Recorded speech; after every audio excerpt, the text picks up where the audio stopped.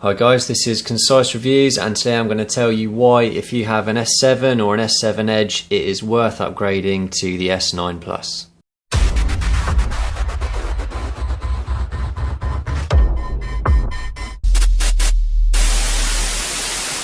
Okay, so since the S9 and the S9 Plus were announced, I've read a hell of a lot online about it's not worth upgrading, there's no real change from the S8 and even the S7.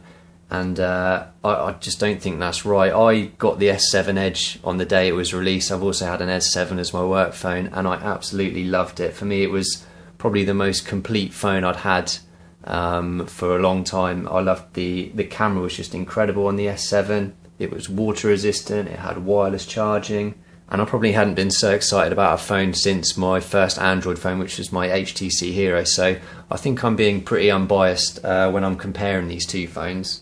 And I can honestly say that there are some big differences with the S9 and the S9 Plus, and I personally think it's definitely worth upgrading. So I'm going to compare these two phones today. I'm going to look at the key features such as the camera, I'm going to look at the design and dimensions, the hardware of the phones, what's under the hood, and also the current versions of Android that are running on these. Okay, I thought a good place to start would be to look at what these phones both have in common. They both have wireless charging built in, Samsung's fast wireless charging.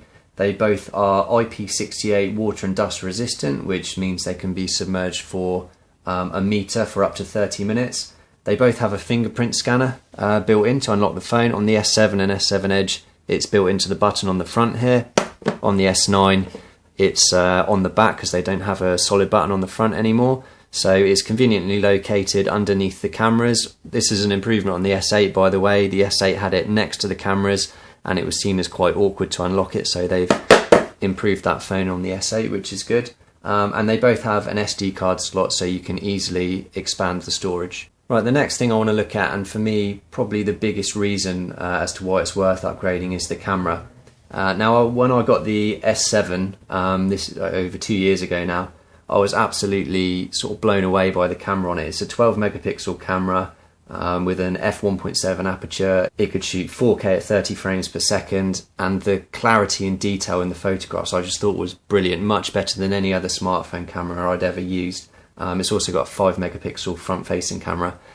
As you've probably seen, Samsung are really heavily promoting the camera on the S9 and S9 Plus. They're calling it a camera reimagined. So the regular S9 just has one 12 megapixel camera, but what's amazing about the camera is it has a dual variable aperture. So it can either be f1.5 or f2.4, and what that means is that it can change sort of the size and the amount of light it lets in, sort of similar to a DSLR would. And that's the first time that's been done in a phone, and the results for that are quite impressive. You can see in these two pictures I'm going to show you now.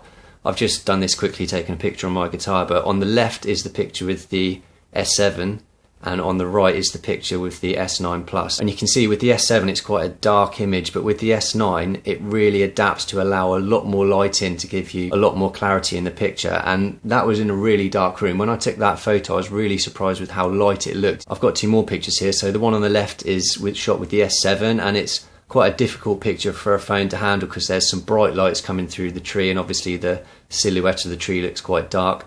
But the same shot taken at exactly the same time with the S9 Plus, you can really see that it manages to balance that difference in light a lot better, and because of that it maintains a lot more clarity and detail in the image. So that really shows that the camera, for me on the S9 and S Plus, is a huge step forward for Samsung. And for me personally that's a really important feature because I take a lot of pictures on my phone. It's always in my pocket, so it's good to know I've got something I can really rely on.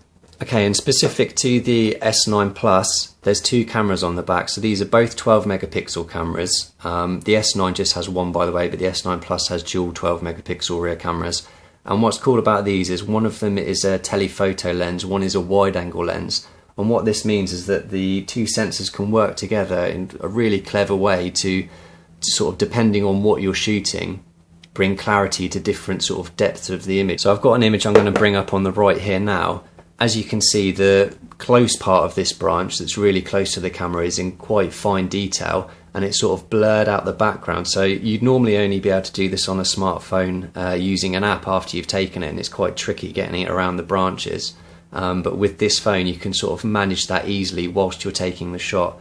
I know this isn't the most amazing photograph, I haven't had too long to play around with it, but it shows you some of the cool tricks that you can do and the detail that you can get on the close-up shots with the S9 Plus.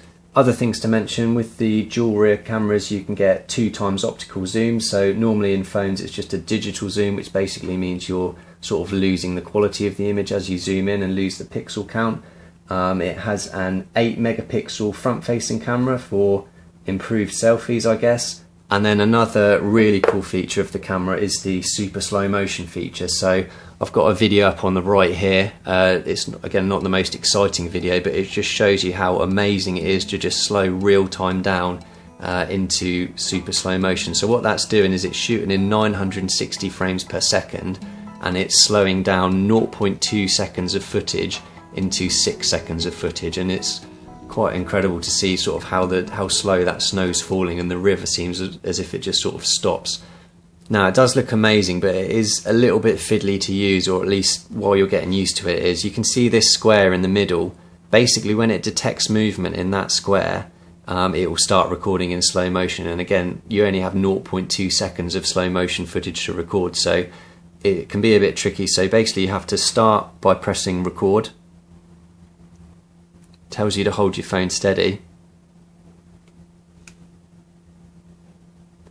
and then you can see this yellow message up saying waiting for motion in the square. So if I drop Michelangelo,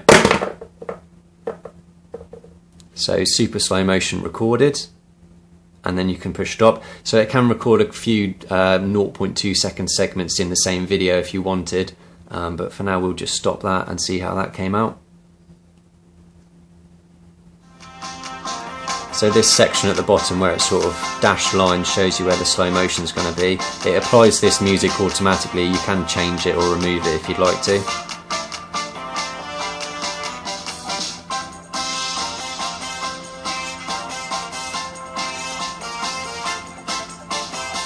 So there we go. Again, another thing to consider, that works a lot better when you're outside in natural light. When you're inside, the light seems to sort of flicker, which is going to happen with any slow motion footage when you're shooting it inside. Another new feature for the S9 and S9 Plus, which was quite prominently featured at the launch event, was these AR emojis. To be honest, it's such a gimmick, I'm reluctant to even talk about it. To start with, it only works when you're using the Samsung keyboard. I use SwiftKey, but I'll show you it on the Samsung keyboard. And basically, through the camera app, you sort of record your face and it makes a sort of cartoon version of you. Then through the keyboard, you can click this button to add an emoji of you, but all it's actually going to do is send an annoying GIF as an image file into the conversation. So, to be honest, I'm never going to use that. It's quite annoying. So yeah, that pretty much wraps up talking about the cameras. Huge step forward with the S9 and S9 Plus. Okay, next thing I want to talk about is the design of the phone. The S7 has a 5.1 inch screen. It's got a resolution of 1440 by 2560, which is 576 dots per inch. The S9 Plus, as you can tell, it's quite a lot bigger. It's actually got a 6.2 inch screen, and it describes the screen as sort of edge to edge infinity display. You can see there's hardly any bezel on there whatsoever compared to the S7.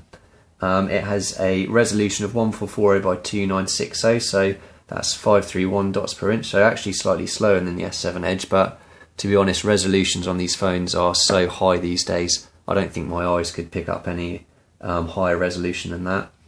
A big change, partly because of the sort of edge-to-edge display on the S9 compared to the S7. We don't have a solid button anymore. This was the case with the S8.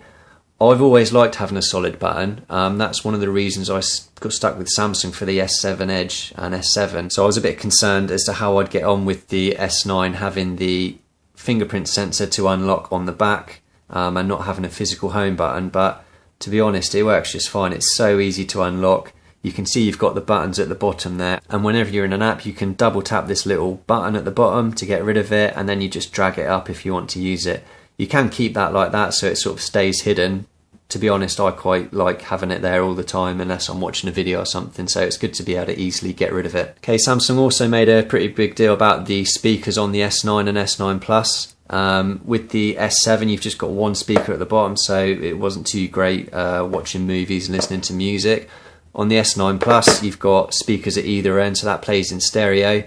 I'm not going to bother play it because you won't be able to tell the difference just by watching this on YouTube, but I can tell you it does sound much better. It goes a bit louder, stays quite a lot clearer, and having that sort of stereo effect is much better for watching movies and listening to music. So that's another big plus for the S9 and S9 Plus. Right, I touched on the screen size just a minute ago. One potential drawback of the S9 Plus is it is a big phone. You know, it's heavier than the S7. The S7 weighs 152 grams, whereas the S9 Plus is 189 grams. For me, having a big phone doesn't really cause a problem with that extra little bit of weight as well. I've got, I'd say, fairly normal size hands for an adult male, and it's no problem for me. I can reach the top of the screen quite easily and use the phone without any problems.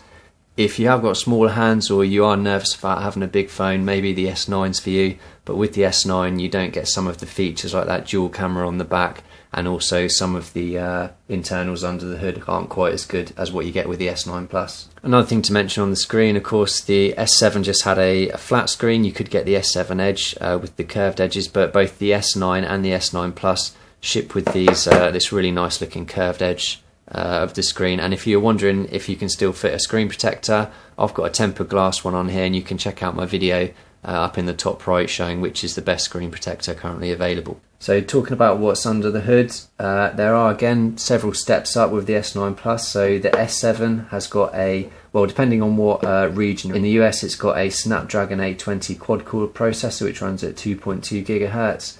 In the UK it's Samsung's Exynos octa-core which runs at 2.3 gigahertz, whereas the S9 Plus, again the US, because of Samsung's contract with Snapdragon, they use the 845 octa-core which runs at 2.8 gigahertz, and in the UK it's Samsung's own Exynos 9810 octa-core which runs at 2.7 gigahertz. So more powerful processors, and also a big difference is the RAM that comes with these. So the S7 comes with 4 gigabytes of RAM, whereas the S9 Plus comes with 6 gig of RAM. Now the S9 only comes with 4 gig of RAM, so it's the same as the S7, but there is a big step up there with the S9 Plus, so an extra 2 gig of RAM is not only going to make it hopefully run better if you're using apps that are quite sort of demanding on the system, but it's also future-proofing the phone as well. In terms of onboard storage, the S7 comes with 32 gig, whereas the S9 Plus comes with a massive 128 gig, but obviously you can upgrade both of them with a separate SD card. As you'd expect on such a big phone, the battery is bigger on the S9 Plus with a 3500 mAh battery. On the S7 it's only a 3000 mAh battery. To be honest, I don't think you're really going to notice much difference with that extra battery capacity just because of the much bigger screen and the obviously more demanding processor of the S9 Plus. Another big difference with these phones is the software that they run in, the version of Android. So the S7 is currently still on Android 7.0, and there's no sort of current announcement from Samsung as to when that's going to be upgraded. The S9 Plus and S9 ship with Android 8.0, also known as Oreo, straight out the box, and there are some really good improvements with this. Now Google claims they've really refined how the processors work, and they claim that it's now 2 times faster to boot apps with Android 8.0. Another cool feature of Android 8.0 that I've found really useful is that it has a sort of new picture-in-picture functionality. So this has been really useful mainly with Google Maps. So if you're using Google Maps and then you maybe sort of ask Google to play you a song, or you get a call or something, rather than losing maps and then you're sort of losing a sense of where you're going, it sort of just reduces it to this small picture in the bottom of the screen, so you can still be choosing your music or sort of talking on the phone, and then when you're ready to go back to it you just click on it and maximize it like that. So that works with tons of apps like YouTube, Google Maps, your music apps, but yeah, that's a really useful feature. Another pretty neat feature is on just shortcuts on your home screen. If you've got a notification or sort of a shortcut within that shortcut, you can sort of access it without having to either go into the app or drag down your notification screen at the top. So again, I'll use Google Maps as an example. On the S7 you've basically just got a shortcut to go into the app, but on the S9 Plus, if you hold your finger down on it, and you can see there's sort of a small icon in the bottom right of the Google Maps image. If you hold your finger down on it, it brings up sort of more options that you can use, and that would work with, say, Facebook. If you had a notification, hold your finger down and you'd be able to see what notification you've got. And there's some other improvements with Android 8.0 as well. So Google says that it has changed the software to minimize background apps power usage, so that's going to save on your battery life and also improve the speed of your phone. In the settings you can change things like automatically turning off Wi-Fi when you're away from home or work or wherever your trusted Wi-Fi networks are to save battery power. I haven't got an example on my screen at the moment, but if you've got a persistent notification, that would be minimized in your notification, so it would just be like a very small line rather than taking up a lot of the screen, and then you can just maximize it if you want to. Another cool thing about the notifications is you can snooze them, so rather than having them either constantly on display or getting rid of it forever, if you just swipe it to the right slightly, you can see you've got this snooze icon, so you can hit that and then ask to be reminded about it again in an hour. Okay, so that's my comparison of the S7 and the S9 Plus. For me, as I've said, it's definitely worth upgrading, and I would choose the S9 Plus over the S9 if your hands are big enough or if you're not too worried about having such a big phone. There's some really big improvements since the S7, mainly in the camera, but also the screen is incredible, the speakers are better, you're getting the latest Android operating software, and it's still got all the amazing features that the S7 had, such as water resistance and wireless charging. So I hope this comparison has been helpful for you. I hope you're going to get an S9 or an S9 Plus soon. If it was helpful, please like and subscribe for more from Concise Reviews.